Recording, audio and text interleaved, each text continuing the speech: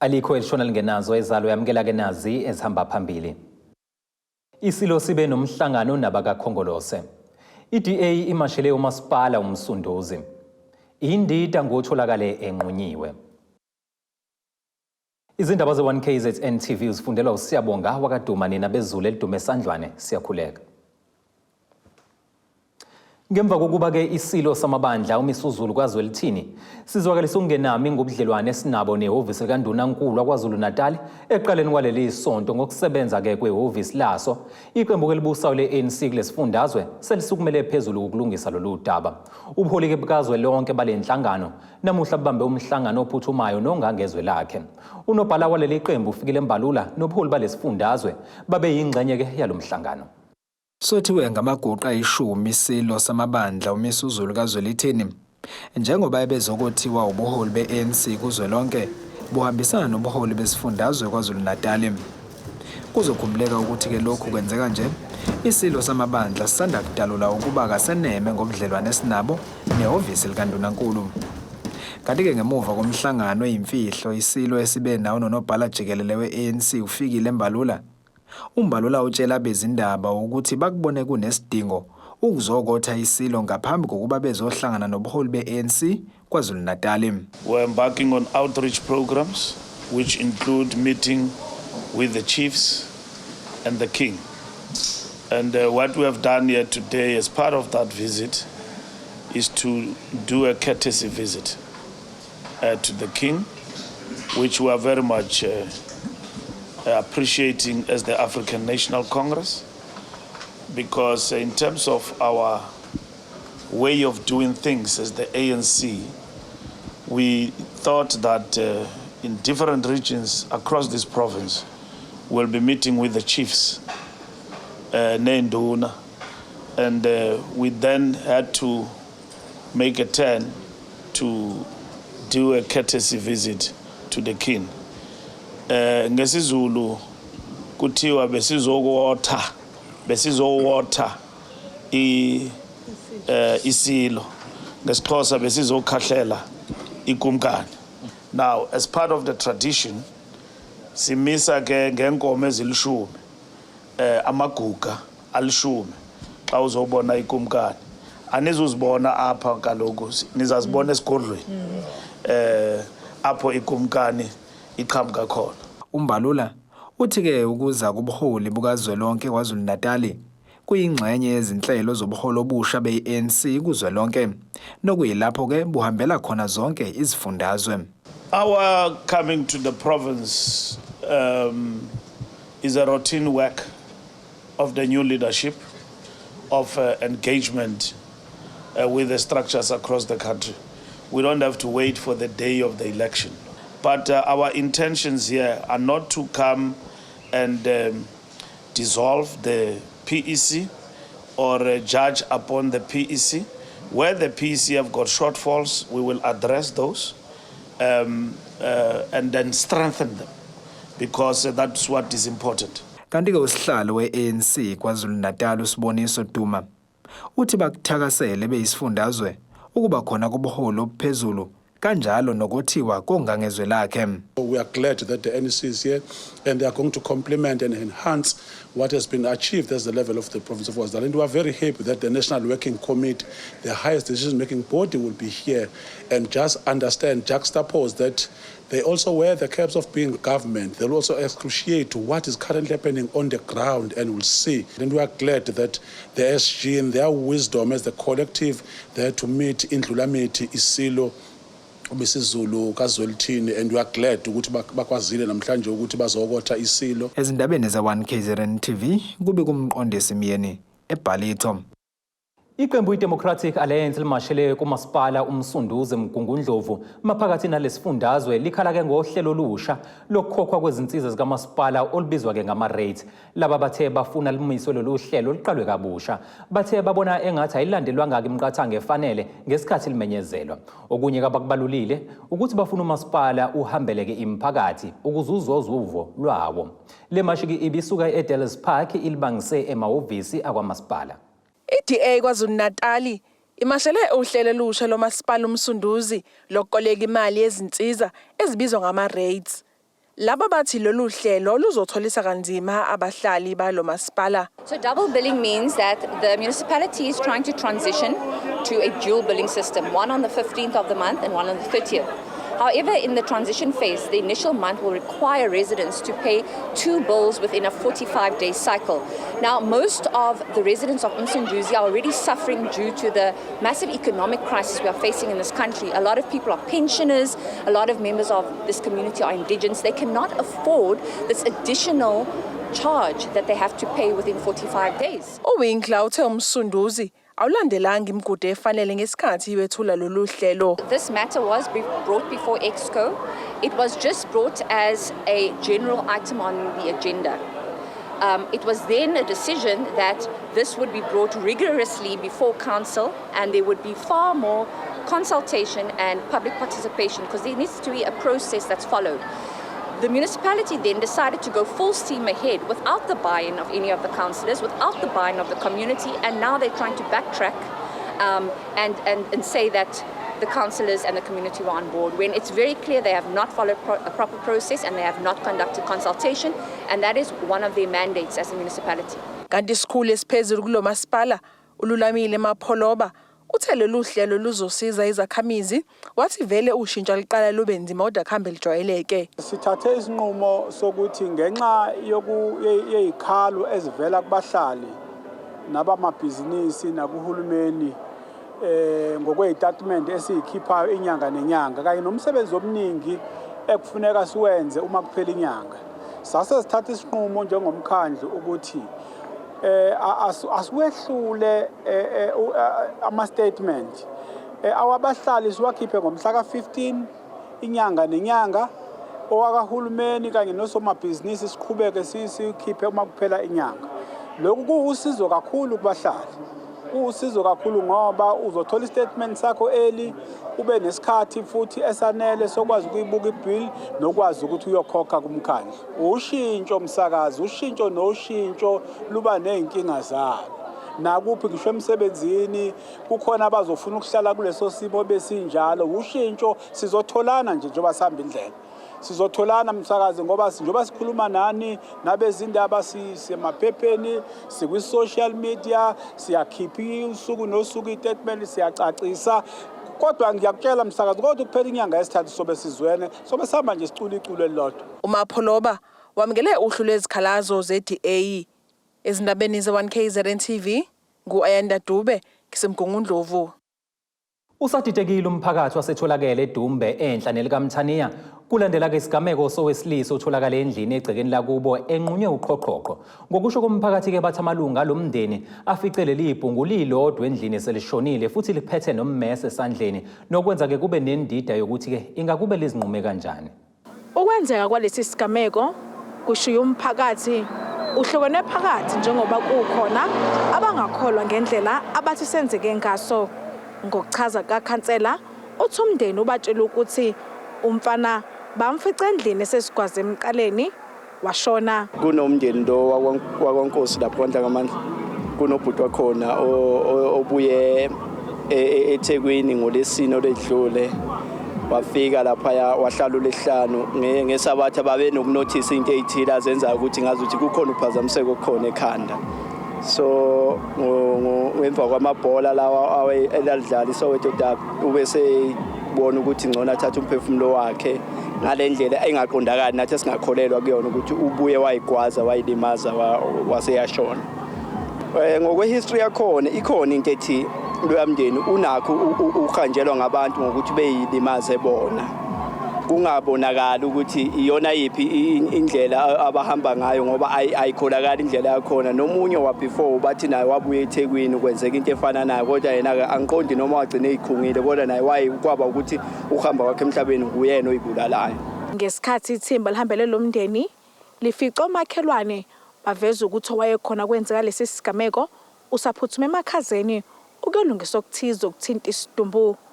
Kodwa abahlali bakule ndawo into abayivezile baveza ukuthi lo wesilisa wayekade esendlini yedwa wabe seyayinquma okwathi makuthunyelwa ingane ithunyelwa umama wakuleli ikhaya wamfica sezinqumile etindilizile kukhona igazi. Okunye abakuvezile ukuthi lo wesilisa wahamba kuleli khaya ngonyaka wango-2021 emva kwesigameko sokushona kababa wekhaya. Omunye ongathandanga ukudalulwa ubeseveza neyokuthi bese kuphela isikhathi eside engasebenzi engenawo nomazisi okuthe sewenzile wesikhashana kwaphuma izimali ubabwabe kade bashiyele zona ngesikhathi edlule emhlabeni. Ubesefika ekhaya lakhe ngosuku langolesine wabeseyayibulala ngosuku langomgqibelo ngokuzinquma njengoba kuyinto eshiwa abantu ababekhona. Amaphoyisa into ayivezayo athi sikhona isigameko esibekiwe kumaphoyisa asedumbe kodwa uphenyo liyaqhubeka. Police in Paul Petersburg have opened a case of inquest for investigation after a body of a 23-year-old man was found lying in a pool of blood with what looked like a stab wound on the throat at Tolakele area in Paul Petersburg on the 5th of May this year. Kanti ethinto owayekhona kwenzeka lesi sigameko oyilungu lomndeni umama Motha akathandanga ukuphawula ngalo. Lomlisa uzobekwa endlini yakhe yokugcina ngesonto kulona lempelasonto. Kutebogo Sibisi ngibeka ngisetholakele eDumbe. Kube injabulo emndenini ke wosana oneminyaka emibili uIminathi Mafisa ngesikhathi kubuyiselwa ukuzwa kwakhe kulandela ukuhlinzwa afakwe umshini obizwa ngecochlear olekelela labo abanenkinga yokungezwa. Bekhuluma ke neziko lezindaba ngesikhathi kuqhubeka uhlelo lokuvulwa kwalomshini abazali bakhe bathi ke bakujabulele kakhulu lokho.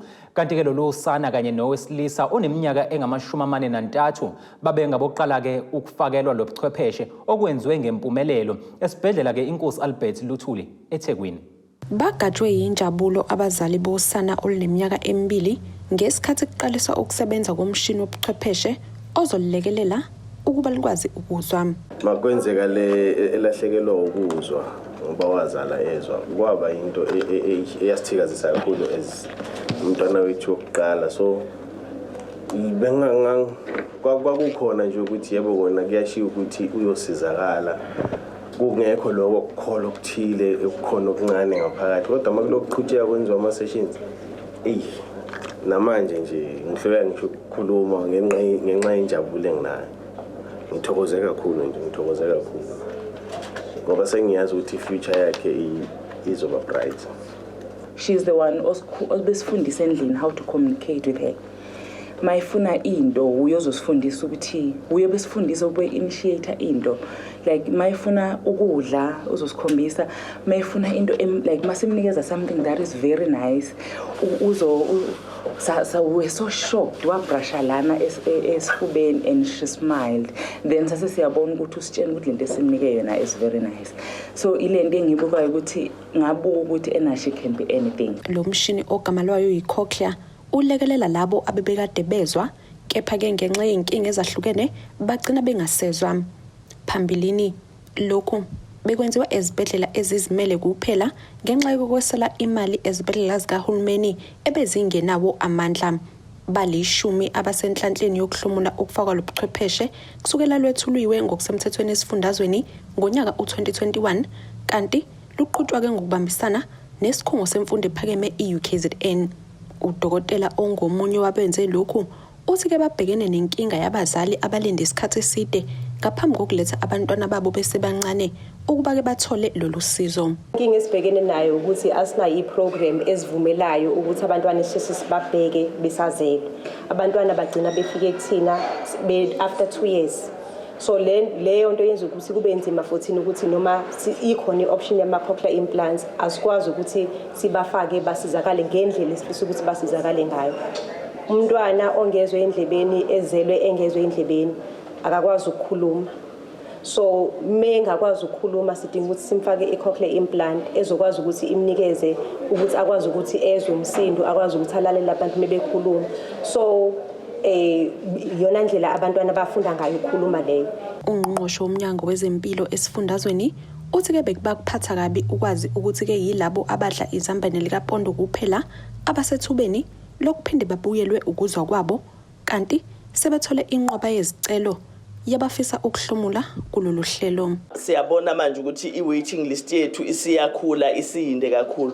Okuyinto esijabulisayo ke leyo ngoba kusho ukuthi abantu bakithi sebeyazi ukuthi sinalo lolu hlelo. Sizozama kakhulu ukuthi i-waiting list siyinciphise so that sikwazi ukuthi sikwazi ukusiza as many people as possible. Into esiyitholile nesibona ukuthi ibalekile ukuthi izingane ezineminyaka engaphansi ka3 kufuna sisheshe zithole usizo zona ngoba uma ziba ngaphezulu ka3 3 years old kuba nenkingana uma sizithola sisizakala. So ku-waiting list yethu sizokubuka lokho ukuthi izingane zingakanani sisizama ukuyi-prioritize and then bese siletha abantu abadala. But into esijabulisayo ukuthi even izibhedlela zethu zasendaweni zasemakhaya seziyaqala ukurefera abantu abadinga usizo la kuthina. Ezindabeni ze-1KZNTV kube kuNtomkhona Mvubu eThekwini.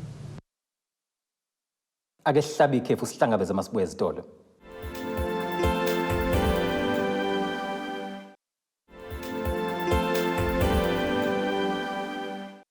Asibingelele siphinde sikwamukele KZN mokuthi ke usanda kujoyina izindaba zethu nazi izihloko ezihamba phambili. Isilo Sibe Nomhlangano nabakakhongolose. iDA imashele umasipala umsunduzi. Indida ngotholakale enqunyiwe. Loyo owabekade engumqaphi wemeya kamasipala wasemsunduzi uwaphikile amacala abekwe wona ngesikhathi ke evele phambi kwenkantolo kaMantshi eMkungundlovu maphakathi nalesifundazwe namuhla. Umzwemali ngubane osolwa ke ngokudubula bulale owesilisa endaweni yakwaDambuza khona eMkungundlovu utshela inkantolo ukuthi yena ke umsulwa futhi wayezivikela ngesikhathi ke ehlaselwa. Kuvela ukuthi ke umufi wanyamalala ngenyanga eyedlule waze watholakala ngemva kwezinsuku eseshonile. Ungubane ke uphinde asolwe ngokulayisha isidumbu sikamufi emotweni yamasipala umsunduzi. Owabe ewumqaphi wemeya yomasipala umsunduzi umzimkhulu Thebola utshele inkantolo ukuthi wazihambisa yena emaphoyiseni eyobika ukuthi kukhona ababezama okumdubula bambulale. Umsolwa umzwemali ngubane usolwa ngokudubula abulale uNkosinathi Radebe owanyamalala wazotholakala eseshonile. Amaphoyisa ethule ubufakazi enkantolo ephikisa isicelo sangubane sokuthi adedele ngebhayili abese yakuveza ukuthi ungubane wazibika emaphoyiseni ngemuva kokutholakala kwesidumbu. Your Worship, on the day when Mr. Ngubane came to the police station, he came to report a attempted murder case against himself. And at that stage, he was interviewed by our CSC staff down at the Community Service Center. And the staff that had attended to him were basically the same staff that was on duty the day before, the day of the missing persons report. Your Worship, as it was a serious matter that Mr. Ngubane was reporting, the staff, after they interviewed him, they asked me to interview him as well. Ungubane uthe wayephuma kohambisa intombi yakhe ekhaya kubo ngesikhathi ezithela phezu kwezimbila zithutha. Mr. Ngubane related to us how on the day in question, his girlfriend had telephoned him to give her a lift from Ashtown to the place of her residence. And Mr. Ngubane informed us that after he dropped her off, he went a little way up the road to turn his vehicle around. And at that point, he said he came under fire. He reported that he then took out his own firearm and he fired back at the people who were basically shooting upon him. He said after he fired a few shots, the people jumped into a vehicle and they left the scene. Indawo yesigameko yayifana ncamashi neyabikwa ungubane kusho amaphoyisa. Your Worship, when we looked at the scene, when I looked at the scene, the time of the missing person incident and the time of Mr. Ngubane's incident were basically in the same day, same time period. So I asked Mr. Ngubane if he had shot anyone, and he said no, he fired in the general direction, but he did not shoot anyone. He said basically the people who were attacking him got into a vehicle and left. He then said he went home, he sat on his sofa for a while, he fell off to sleep. He woke up the next morning just after 5, and he went to attend his cousin's funeral in Bulwe. Your Worship, if we look at the time frame, the incident of the shooting was the night before Mr. Ngubane went to Bulwe. And the day that he reported the shooting incident to us was the day after he got back from Bulwe. So we asked him if he was firing back with the licensed firearm, and he said he does have firearms. We asked him how many, and he said he had 2 firearms. uMasipala uMsunduzi wakhipha istatement wathi umsolo obengasese yena umqaphi wemeya bese kuphele izinyanga kepha ubese isisebenzi somasipala esiqashwe ngokuphelele. Lo masipala wathi uzodedela umthetho udlale indima yawo. Ezindabeni za1KZNTV nguAyanda Dube kisemgungundlovu. Sekube nokuhlukana kwembono ke ngenkulumo kalowo ongumelaphi wendabuko ubhongo lwethu Dr. Khehlelezi Mzozo ayisho ke ngabantu abane baleli mhlophe phecelezi albinism. Nalapho ke eveze khona ukuthi ke bayanyamalala bayidlozi bephila futhi ke umulala nabo bathatha inhlanhla yakho. Lenkulumo ke isithola okukhulu ukugxekwa okuhlanganisa ke noNgqongqoshe omnyango wezokuthuthukiswa komphakathi uNonhlanhla Khoza. Akuyena umuntu omanavele lo muntu kahle kahle isiphiwo akubona abantu labo bantu. Labo bantu bayisidalwa straight esiphilayo straight mbamba wona wabona idlozi liphila umuntu othi mina ngigaze ngilibona idlozi ngamehlo ami hamba ubona isiphiwo mawubona isiphiwo umuntu oyisiphiwo loyo muntu idlozi straight lala ekhaya ngoba uyena umuntu osesuke sethunywa ugogo ukuthi noma kuthiwa yini enzakalayo. That is why noma kuthiwa bayadlula emhlabeni isikhathi esiningi ngeke uzwe kuthiwa bekunomncwabo wesiphiwo kushone noma asisekho emhlabeni. Isikhathi esiningi labo bantu insuku zabo maseyiphelile bayanyamalala bangaphindi batholakala. Sekube nokuhlukana kwembono ngenkulumo eyenziwe umelaphi wendabuko uDokotela uKhehlelezi nalapho ephawule ngabantu abanebala elimhlophe eveze ukuthi bayanyamalala futhi uma ulala nabo bathatha izinhlanhla. Abantu abaningi lokhu bakubone njengenkulumo enokuhlambalaza futhi enokucwasa ngokwebala. Umnyango wezokuthuthukiswa komphakathi esifundazweni KwaZulu-Natal usunxusa ukuba abantu baqikelele into abayikhulumayo. Njenganomnyango wezokuthuthukiswa komphakathi KwaZulu-Natal siyibonile YouTube ya Dr. Khehlelezi oyinyanga edumile la kwelakithi.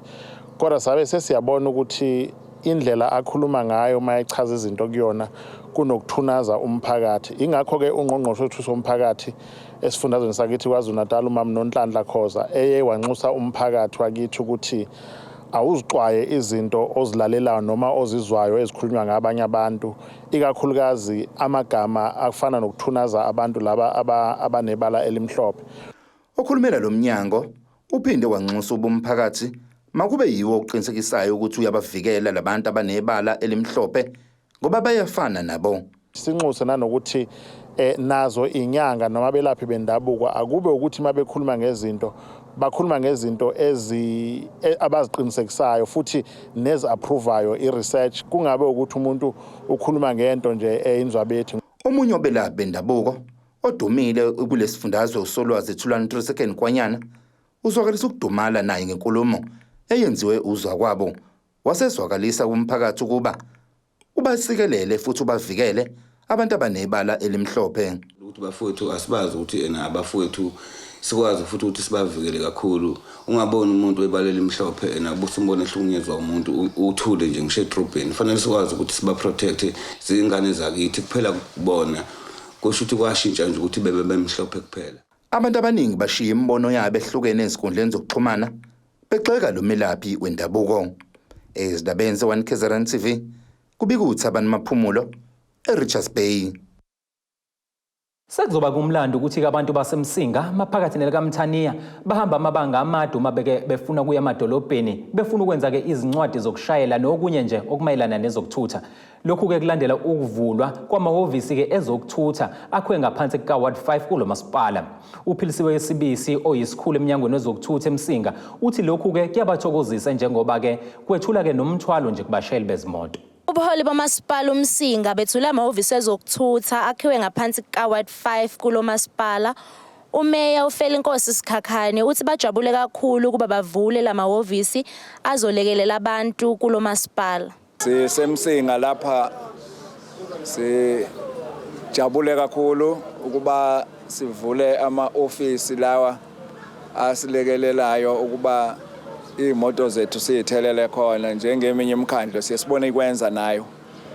Nokho ke besibheke ukuthi namhlanje kuzoba khona uMEC akafika ngake ngezathu ezithile zokusebenza sasesithi kodwa ngoba besesize sageza sagcoba sathi hayi asize ngoba nabantu baphezulu kwethu bayalangazelela kakhulu into entsha kade sayifuna sayifisa ukuba sibe nayo ama-ofisi la kuthelelwa khona imoto nala umuntu mezofuna ilicense ayishintshe khona noma uyayishintsha imoto yakhe isithengwa yimi ngithenge senginakho konke okufaneleyo.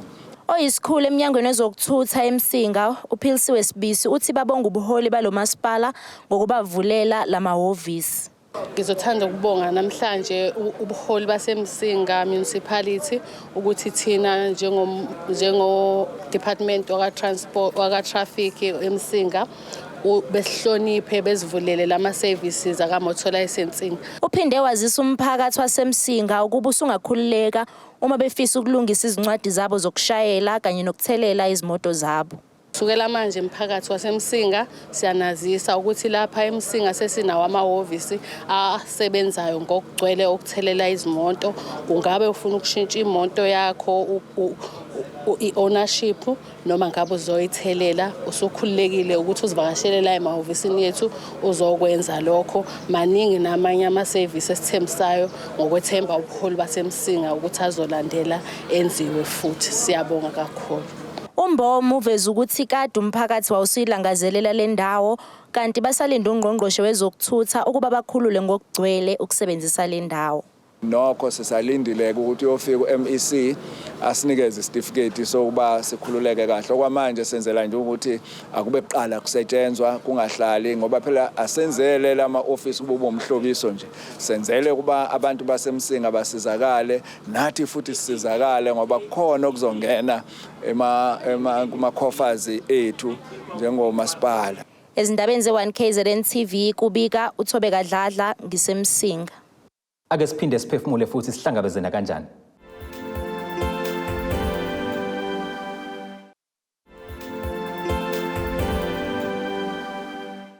Asibingelele sikwamukele futhi mungaba usanda kubukela izindaba zethu nazi izihloko ezihamba phambili. Isilo Sibe Nomhlangano nabakakhongolose. iDA imashele umasipala umsunduzi. Indida ngotholakale enqunyiwe. Ake sikubhekele nansi ingosi yezomnotho.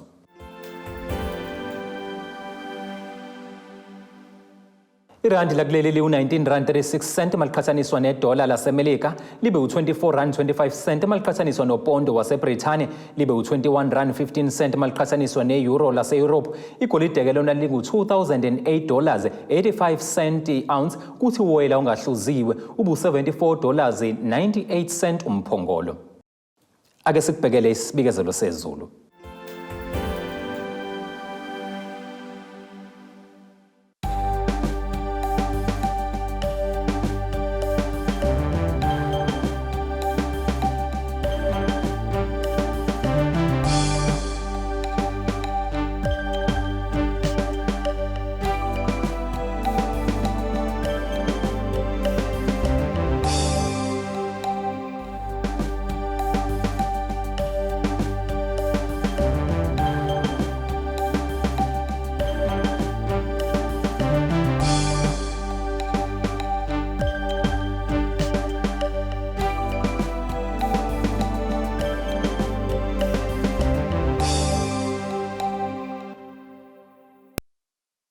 Zingade sikuphathele zona ke namhlanje sihlangabezana kanjani futhi kusasa ngesikhathi esifanayo.